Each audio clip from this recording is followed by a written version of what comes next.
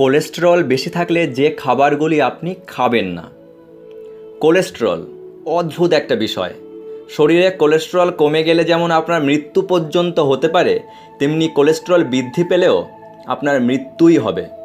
আসলে শরীরে good cholesterol HDL ও bad cholesterol এলডিএলের একটা সাম্য চাই, তবেই আপনি ফিট। কিছু খাবার আছে কোলেস্টেরলের এই সাম্যকে নষ্ট করে দেয়।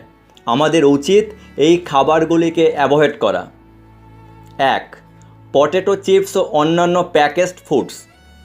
প্রায় ডজন খানেক স্টাডি বলছে কম বয়স থেকে কোলেস্টেরল সাম্য বিঘ্নিত হওয়ার একটা বড় কারণ নানা রকম পটেটো চিপস ও অন্যান্য প্যাকেজড ফুড। যত দিন যাচ্ছে প্যাকেজড ফুডের ব্যবহারও বেড়েই চলেছে এবং তার ফলে কার্ডিওভাস্কুলার ডিজিজগুলোও বেড়ে চলেছে।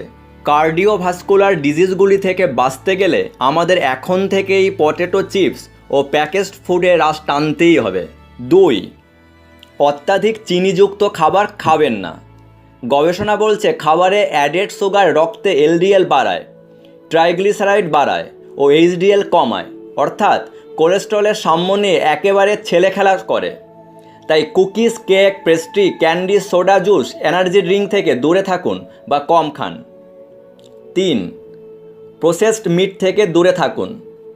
একাধিক স্টাডি বলছে প্রসেসড মিট আপনার রক্তে কোলেস্টেরলের সাম্যকে বিঘ্নিত করে, কার্ডিওভাস্কুলার ডিজিজগুলোর সম্ভাবনাও বেড়ে যায়। 4. অ্যালকোহল।